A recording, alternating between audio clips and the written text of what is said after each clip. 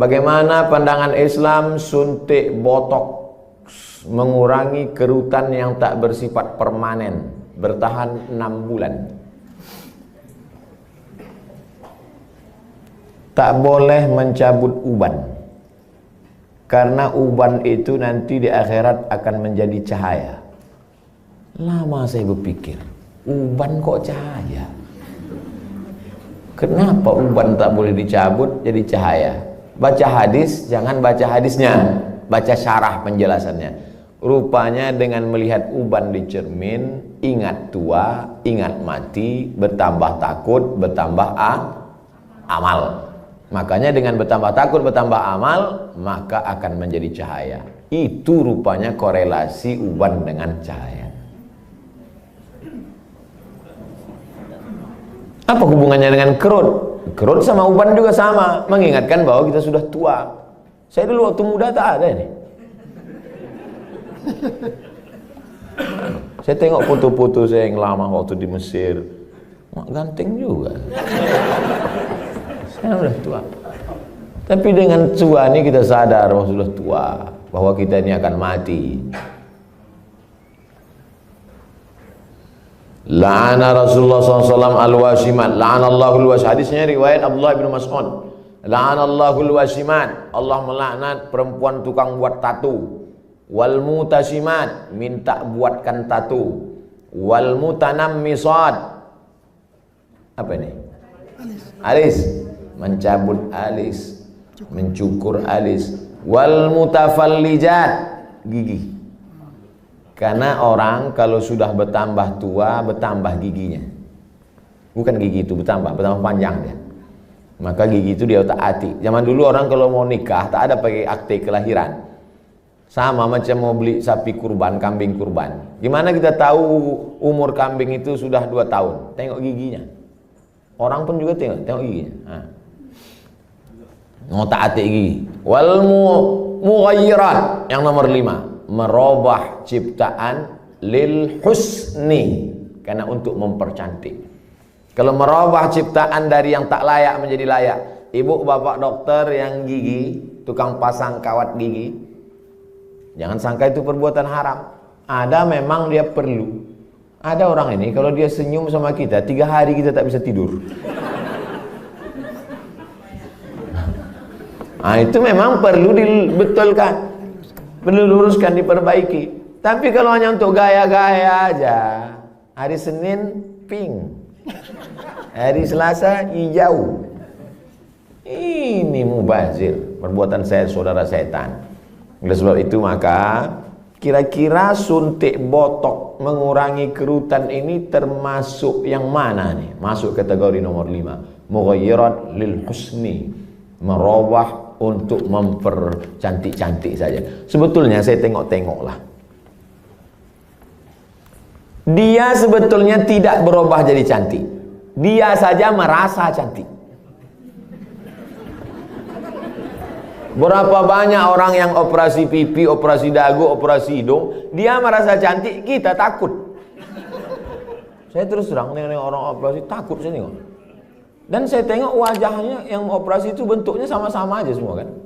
Sama, macam bencong. Hidung panjang, dagu panjang, panjangnya tak tentu arah pula. Rupanya silikon itu tidak bisa berinteraksi dengan darah. Akhirnya membusuk. Busuklah darah di hidung ini. Kata dokter, ini mesti dipotong. Dipotong hidung ini. Alhamdulillah ada terapi lintah. Akhirnya digantungkanlah lintah. Digantungkanlah lintah di sini. Untuk menyedot nanah tadi. Biasanya kalau kulit kita digantungkan lintah, itu 1 hari lintah itu bisa tahan nyaman. Tapi pas ditempelkan ke hidung, asal tempel jatuh. Asal tempel jatuh, kata lintah. Lintah pun tak mau. Terapi lintah. Bayangkan itu lintah. Yang mau lintah darat aja yang mau. Saking kan busuknya hidung yang gara-gara silikon tadi. Wala udhillannahum, aku sesatkan mereka, kata setan. Setelah sesat, wala umanniyannahum, aku buat mereka berhalusinasi, berimajinasi. Apa kata setan? Kau cantik, kau cantik, kau cantik, kau cantik, kau cantik, kau cantik, kau cantik.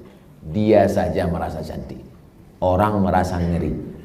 Hai yang asik dibuat setan operasi, sesungguhnya kau saja yang merasa cantik, sesungguhnya orang merasa ngeri. Tapi orang nggak jujur. Gimana Jeng? Aku kelihatan cantik gak? Wow, amazing. Padahal dalam hatinya macam hantu aku tengok.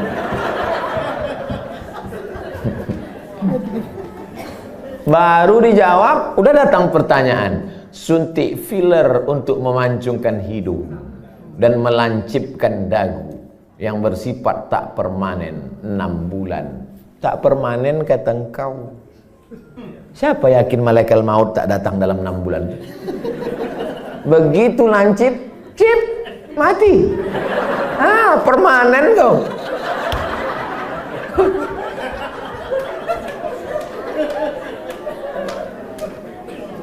Kau cantik bukan karena dagu kau lancip. Kau cantik bukan karena hidung kau panjang.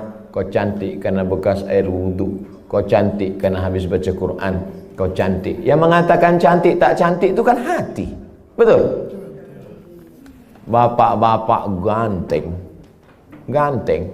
Bininya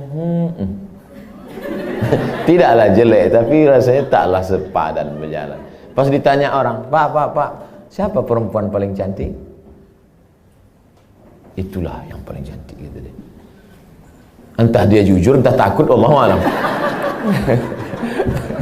Karena antara jujur dan takut ini beda-beda tipis. Tapi yang jelas kata dia, cantik itu membuat cinta atau cinta itu membuat cantik?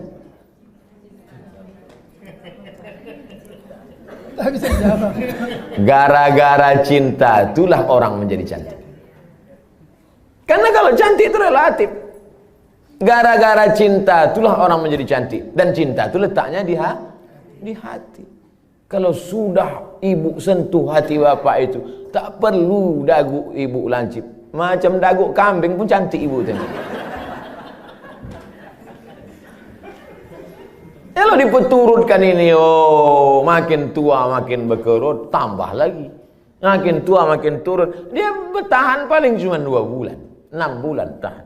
Habis itu hidung turun, dagu turun. Tinggal mencari sapu lidi aja lagi. Nenek sihir.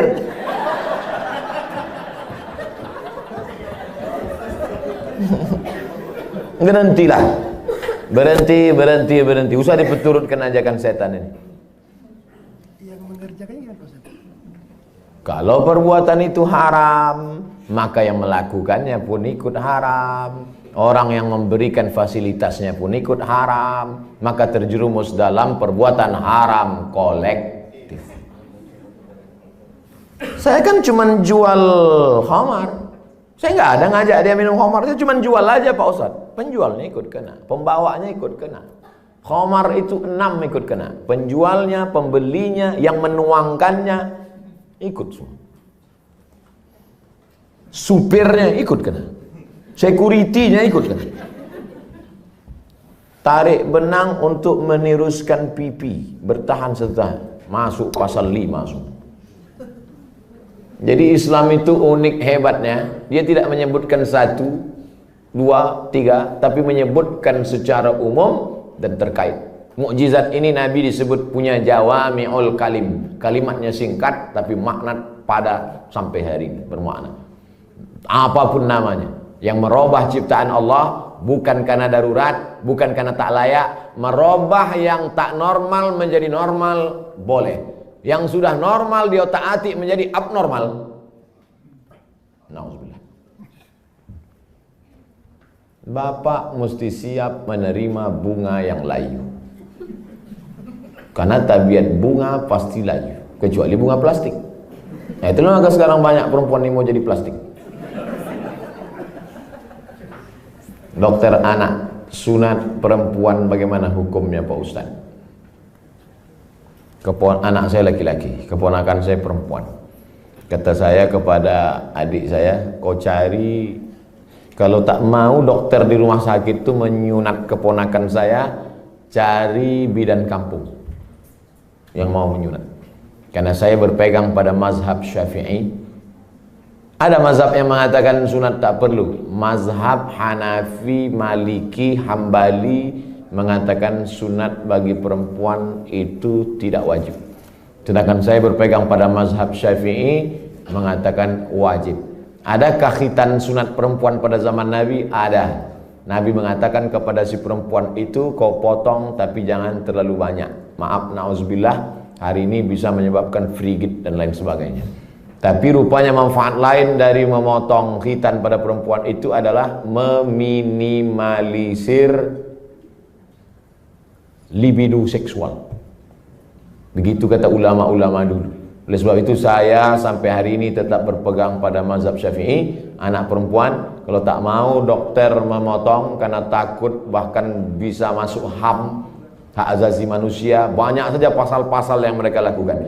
Sedangkan di zaman Nabi yang pakaian tertutup, makanannya bersih, tontonannya bersih, apalagi zaman sekarang tontonannya maksiat, makanannya memicu libido seksual dengan berbagai macam cerita hubungan, maka khitan amat sangat baik. Salah satu usaha meminimalisir. Bagaimana cara sebaiknya bagi dokter anak menasehati Orang tua yang menolak imunisasi bayi. pihak ortu imunisasi bayinya sejak lahir? Dulu saya diundang oleh Kementerian Kesehatan Provinsi Riau. Videonya kan viral, coba cari. Sosialisasi suntik, imunisasi. Saya jelaskan di situ bahwa fatwa Majelis Ulama Indonesia beda antara bendanya ini halal atau memakainya yang mubah. Boleh. Jadi ini dua fatwa ini.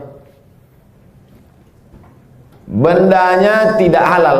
Sampai sekarang tak ada fatwa MUI bahwa barang itu halal. Karena memang dia dibuat dari babi. Maka tak ada fatwa halal. Yang ada itu fatwa mubah, boleh menggunakannya karena alasan memilih dua mudarat yang teringan. Cacat, sakit, mati dengan babi. Kalau kita masuk ke hutan, pilihannya babi sama mati. Pilih mana? Pilih babi atau mati? Orang Batam pilih gonggong. Tak boleh pilih mati, pilih babi. Pergilah kita berdua ke dalam hutan. Tak ada makanan. Ustaz, pilihannya dua nih Ustaz. Kita mati atau makan babi? Ayo kita makan babi nih. Hanya untuk menyambung hidup, sementara dapat pisang. Tapi setelah dapat pisang, tinggalkan babi. Jangan gua nanti pas dapat pisang, saya makan pisang. Bro, ayo makan pisang. Enak babi ini Ustaz. Nggak bisa. Mana tahu nanti datang pakar medis dunia, entah dari mana, dibuatnya lah barang dari yang halal, maka kita tinggalkan yang ini. Tapi sementara dia datang, maka menggunakan ini hukumnya mubah. Jelaskan itu. Kami tak bisa menjelaskannya Pak Ustaz. Tontonlah video ini. Potong. 1 menit tak sampai tadi. Masukkan ke Instagram. Tontonkan ke ibu tuh. Saya tak mau. Tonton ibu. Enggak mau, ini Ustaz radikal katanya. Kalian carilah Ustaz yang agak-agak lembut sedikit. Bagaimana cara dokter bisa lillahi ta'ala, bisa menghindari sifat riak, sombong, bila kita memiliki kelebihan keahlian dibandingkan dokter-dokter lain. Insya Allah nanti kalau sudah berdiri pas pembelian tanah pun nanti pas ini soalnya yang saya cakapkan ini tak bisa pakai teori. Kita ID sudah survei dapat tanah 1 hektar di Anu, harganya 200 juta. Ini dokter yang sombong, yang riak, yang mobil mewah, kesini duluan bawakan proposal. Assalamualaikum Pak Dokter. Pak Dokter kan pasiennya banyak. Oh iya kata dia. Saya yang paling hebat di Batam ini kata dia. Rumah Pak Dokter kan paling bagus. Oh iya kata dia. Rumah saya yang paling mahal. Ini tanah nih 200. Aduh semua utang kata dia. Jadi kalau mau menghilangkan kesombongan, keangkuhan, nih, pas praktek. Makanya nanti pas hari ulang tahun Idi, peringatan hari besar Idi, jalan-jalannya itu ke danau, ke bukit, ke mall, oke, sudah itu udah. Jalan-jalan ke panti asuhan, jalan-jalan. Tapi kalau kita sudah punya sendiri, maka tiap hari pertemuan dibawakan, tiap bulan datang, di grup ada terus. Belum bayar, ini anak 4. Maka insya Allah itu menghilangkan keangkuhan, kesombongan, keegoan, segala macam. Kita hanya berusaha. Ceramah ini ada baiknya. Tapi tiap hari ceramah, tak masuk ke kepala.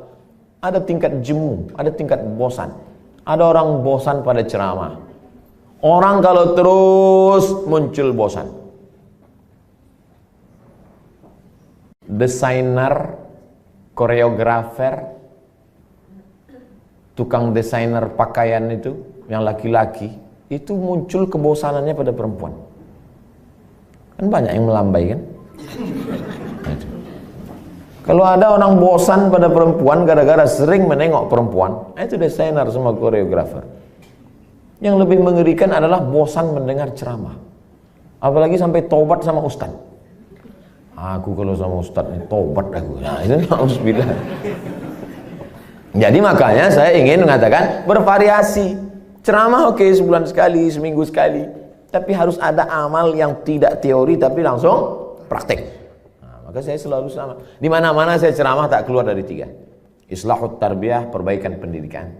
Islahul iktisad, perbaikan ekonomi. Islahul siasah, perbaikan politik. Perbaikan politik, pilih anggota dewan yang peduli pada syariat Islam. Perbaikan ekonomi, belanjalah ke warung tetangga, bangkitkan ekonomi umat. Perbaikan pendidikan, masukkan anak-anak ke pondok pesantren. Yang punya duit banyak, beli tanah, dirikan sekolah. Karena sekolah yang ada sekarang belum mampu untuk menampung anak-anak kita. Apalagi anak-anak yang tak mampu. Daftar ulang 17 juta. Anak siapa yang bisa? Tak tertampung. Yang sekarang tidak mendapat pendidikan layak itu 10 tahun lagi, 3 tahun SMP, 3 tahun SMA, 4 tahun S1. Yang sekarang SMP cabut, mabuk, sakau, lem kambing, itu yang akan jadi anggota dewan tahun 2040. Satu-satunya jalan memperbaiki umat lewat pendidikan. Dan ID tidak hanya menyehatkan badannya, tapi juga menyehatkan generasi ke depan, insyaallah. Amin. Udah aku sampaikan ya Allah. Kalau tak percaya juga ID nintahlah.